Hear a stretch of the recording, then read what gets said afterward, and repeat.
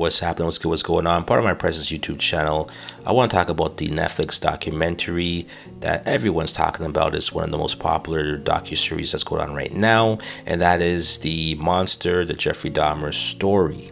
Now, for those who are unfamiliar with Jeffrey Dahmer, if you're someone that is under 30 years old, you're probably not aware of him and the significance of who he is and what he was about.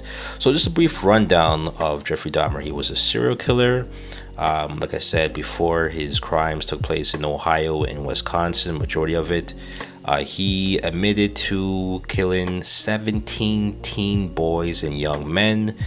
And the time frame for his murders occurred between, I believe, 1978 to 1991.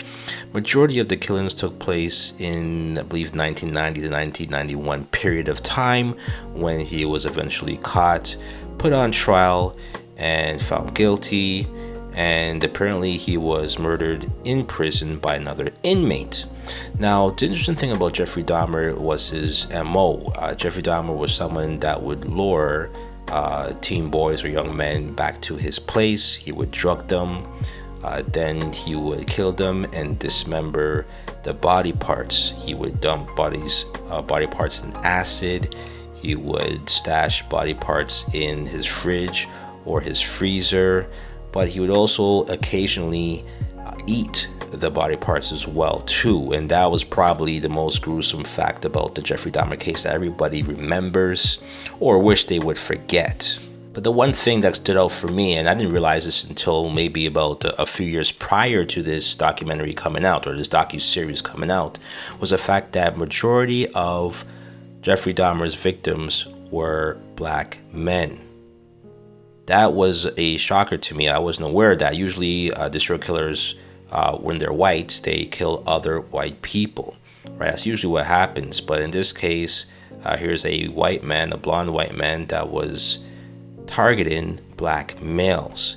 And I believe he had other victims as well too, Latino. There was also the 14-year-old Asian boy as well too, and he also had some white victims as well too, but majority of them were black men. And those black men, I believe the murders occurred in the Wisconsin, Milwaukee area. Now, the saddest part about all of this is the fact that Jeffrey Dahmer was not a smart man. I believe in the series they highlight the fact that his grade point average was like 2 or under 2, right? He wasn't really doing well in school at all. He didn't apply himself. He had many issues relating to people, so on and so forth. But he really wasn't a bright guy. He wasn't conniving. He wasn't somebody who had the intellect where he escaped authorities. That wasn't the case whatsoever at all. What happened with this is the fact that because he was white, he was able to maneuver and get away from being detected. And all of that is because they gave him the benefit of the doubt on several occasions. And that, I must say, I must highlight this, is what white privilege is about. Many times people say white privilege is the fact that you have money, the fact that you come from a lineage that's full of riches and you have inheritance and you have power. That's not what white privilege is about at all. What white privilege is about is the fact that you, as a white man, whether or not you're poor or you're intelligent, you're rich, you have resources, you have access, you're powerful, regardless of what your station in life is, when people look at you, they assume that you have power. They assume that you have access to riches. They assume that you're someone who's well off. So they'll treat you with the best possible treatment because they feel that you're someone of importance, you're someone of substance, because they give you the benefit of the doubt. And that's really what white privilege is all about. So that's the first thing I want to say.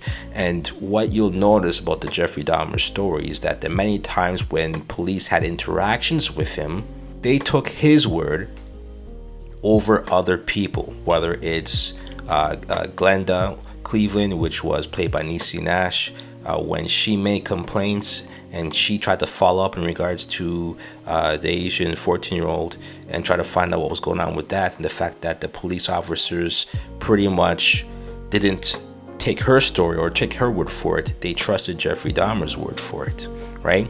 The time when Jeffrey Dahmer got pulled over and he had trash bags full of body parts in the back seat or in the trunk, and they didn't bother to even search for anything, right? Or the time when he was actually found guilty of, I think it was sodomy or some inappropriate actions with a 14-year-old.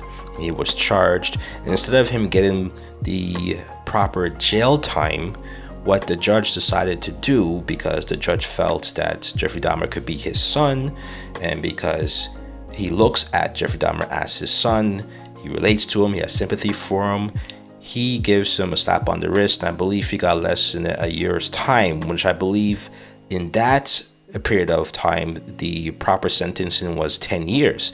They only gave him 10 months. And the rationale that the judge gave was the fact that to put him in jail would take away all of the potential that this guy would have. And that is not something that they wanted to do, because they feel that he could have a bright future if he is not put in jail, right? So with all of these things that are happening, right? And then again, don't get me started about the fact that the police officers returned the 14-year-old boy to Jeffrey Dahmer without any further scrutiny, and that boy ended up dying by the hands of Jeffrey Dahmer when they could have intervened, right? So again, when you add all those things together, all of those instances where they could have had him, where they could have arrested him, where they could have caught him red-handed, it didn't happen. And again, it's not because he was smart. It's because the police officers either were too lazy to do their jobs, they were either too trusting of the things that he said, they were too skeptical of the statements from other eyewitnesses who show concern of the fact that this guy has a problem, or this guy may have a history of violence or sexual assault cases, or the fact that this guy has a smell coming out of his apartment that's stinking up the place. None of those things held weight compared to the fact that his whiteness and him saying that everything is fine, or the fact that he was part of the gay community and they wanted to leave that alone, because back in those days it was all taboo, and they wanted to stay clear from digging in deeper and getting more information that they needed to, and they felt uncomfortable. All of those things contributed to the fact that so many people died that could have been saved, deaths that could have been prevented, heartache for the families that could have been avoided. So the obvious question that people are asking is whether or not this is a great docuseries. Did it capture the essence of his crime, so on and so forth? Is this worth watching? And I have to say, no, it is not. If you haven't started watching this series, if you haven't got past the first creepy scene from the first episode, I would recommend that you do not watch this.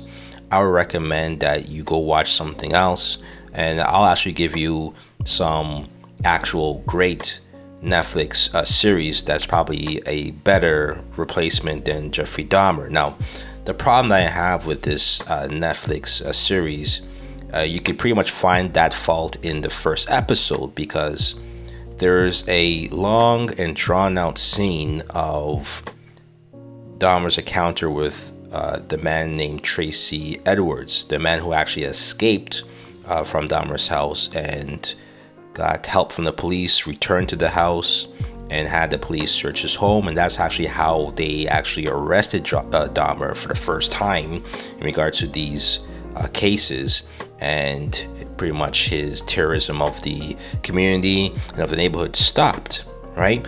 Now, the thing about this scene is the fact that it goes on for too long.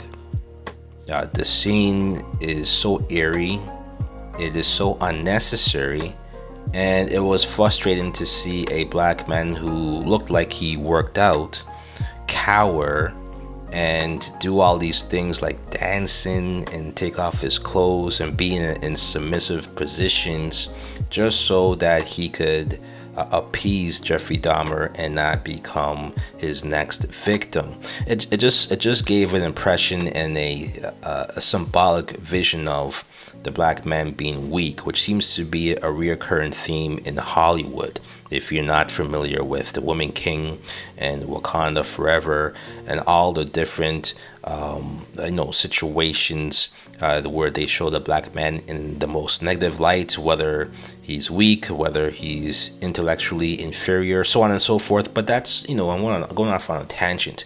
But the point I want to make here is the fact that that first episode was very uncomfortable for me to even watch. And I like a lot of the true crime docu-series, but this one, knowing the whole backstory of Jeffrey Dahmer, I really didn't appreciate how much detail they went into that particular encounter, right? But like I said, because I watched too much of it, after a while, I think it was the third episode, I realized that this seems to be more of them glorifying Jeffrey Dahmer, glorifying the way how he behaved, and more like an origin story of a villain that's connected to some type of horror movie rather than a documentary or docu-series about this heinous, evil person who committed murders. It came off really weird. It came off like it was sensationalized more than anything else. And I felt that they spent a lot of time from episode 1 to episode 7, or maybe episode 6. They spent a lot of time pretty much explaining and try to rationalize Dahmer's behavior, why he became who he was. They placed a lot of blame on other people, like his mother and the pills that she was taking, his father, the fact that his father showed him how to search for carcasses around the neighborhood, roadkill, how to open up dead bodies from the rib cage, and how to, pretty much skin, a cat or skin dead animals, and all those different weird skills that you're not supposed to teach a child and use that as bonding moments with your son, right? So all of these things they kind of put out there for people to feel like, oh, this is why Dahmer was the way he was. He couldn't help it. It was not his fault. He's not someone who's just evil, right? And they almost add depth to his character.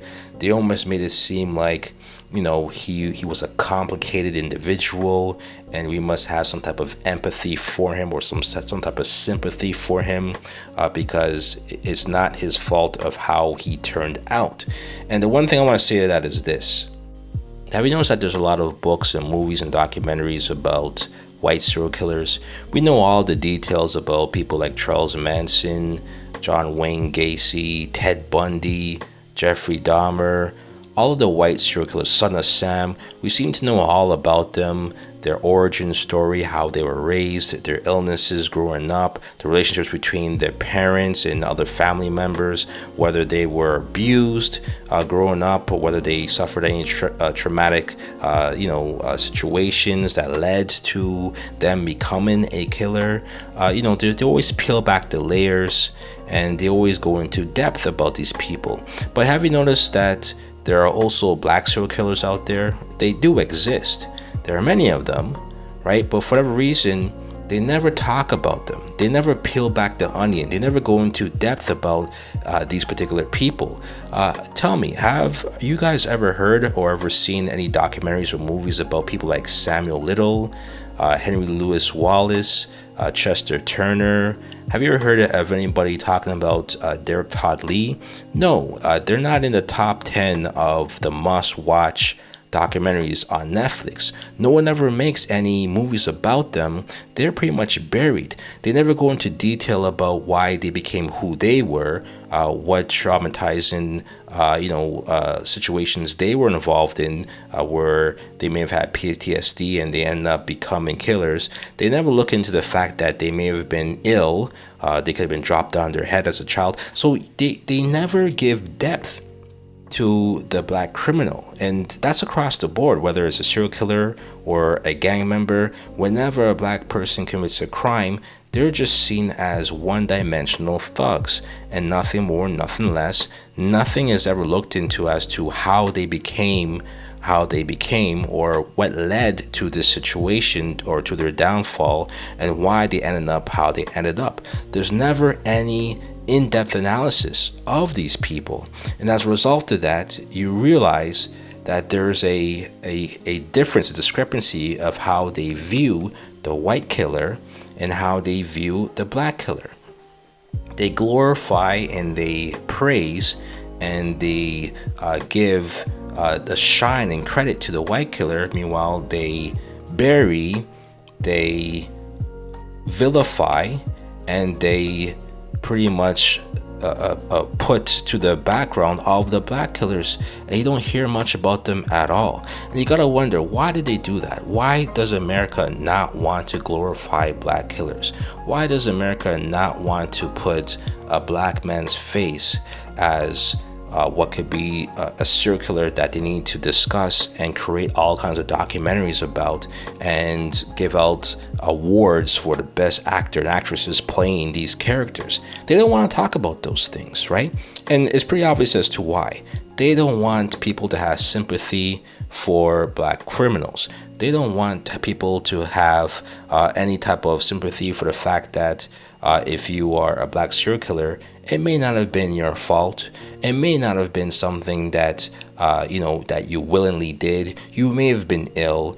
You may have been brought up in a way where you were pushed into this direction. It may have been a situation where you were traumatized. You were abused as a child. You had a rough upbringing. They don't want to peel back the layers and go into depth because they don't want to create a sympathetic figure like they did in this movie or this documentary for Jeffrey Dahmer.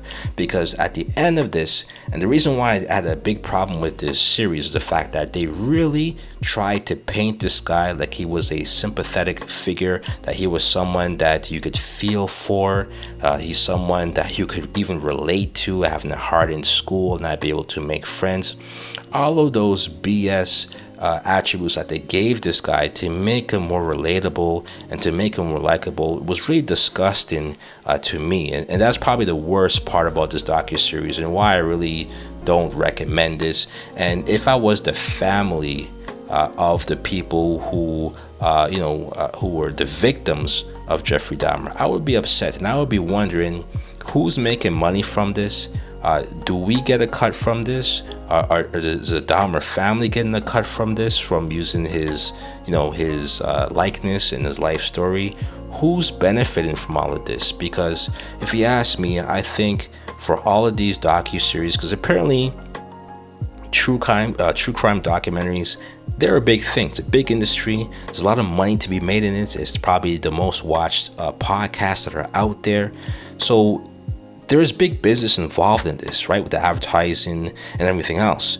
So I would hope that there's some type of system in place where the victim's family gets some type of monetary compensation for all of these old stories and old crimes being brought back to life and opening up old wounds. Because I think they're doing it at their discredit, and they're doing them a disservice when you reintroduce these stories and you don't really highlight the lives of the people who were lost and were taken away and their lives were interrupted by this evil guy named Jeffrey Dahmer, right? I would wish that they were to give voices to the victims. And one episode, I believe it was episode 7, which is probably one of the best episodes, they gave pretty much a platform for Tony Hughes, which was one of Dahmer's victims. He was someone who was a deaf person, which is a sad situation on its own. And that kind of highlighted the fact that these victims actually were regular people. They had lives. They touched a lot of people. A lot of people had love for them. They were brothers, sisters, not sisters, they were brothers. They were uncles, so on and so forth. And they were actually looking to do great things, and their lives were cut short by this monster. And I think that should never be lost in all of this. In all of the fascination with gore and true crime, we should never lose the fact that these are real people, and these situations destroyed real families. And a lot of these families were never able to recover. You had people like Tony Edwards, the person who got away, His life was pretty much destroyed after this. He got into a lot of issues, and him, in his own right, he was involved in crime as well too. And apparently, we found out afterwards that after he, was on the stand and was a witness and gave his testimony, they never really offered him any counseling. They never really offered him any therapy for all the shit that he went through, survivor's guilt, so on and so forth. Nothing was ever done to assist him, right? So that's kind of messed up. So all of these things are failures in the judicial system, failures in the law enforcement system, failures on so many different levels. And really, the one thing I will say that I give credit to this documentary about is the fact that they really brought home how incompetent the levels of organizations are that are supposed to be helping people, whether it's law enforcement, whether it's the judicial system, the lawyers or judges, so on and so forth. It's really sad to see how many times that system failed people, because Jeffrey Dahmer should not be someone that we should even know about. He should not have had 17 victims. It all could have been prevented much sooner if people did the simple work that they were required to do. And that's really the sad part about this whole documentary and this whole story, is that this is something that never should have happened. Was the voice of insistence, the voice of concern, the voice that fell on deaf ears. Tonight, Glenda Cleveland relives the frustration of being shut out by a police operator as she insisted the person being beaten was a child. When I say what I have to say and I know it to be true, I don't feel that I have to constantly keep repeating myself. And I think that can be said for everyone. Glenda Cleveland remembers the day Conorak died, remembers the police assurances that everything was okay. Did you start to doubt yourself? I must admit I did. I did. But do you feel they let that boy down that night? Yes, they did. Yes. Yes, he was definitely let down. He was let down as low as he could get. And that was to his grave. You can't get much lower than that. Right, so again, I want to salute people like Glenda Cleveland.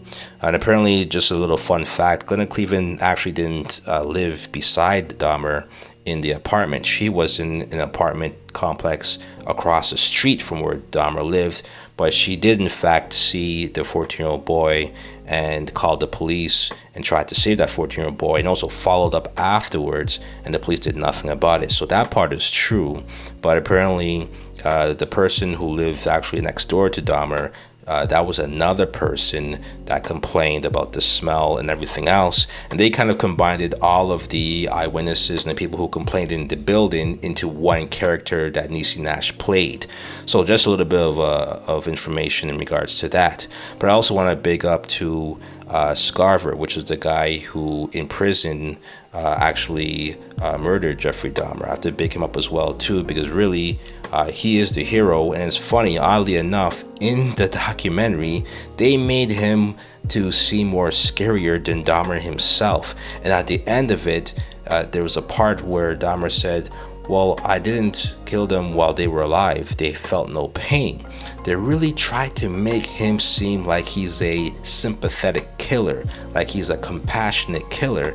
Meanwhile, Scarver is a man who's going to kill him and make him feel pain, and he was a scary man who was crazy. That's how they juxtaposed the two inmates, which is really crazy, really wild. And again, that's something where I really left a bad taste in my mouth about this documentary.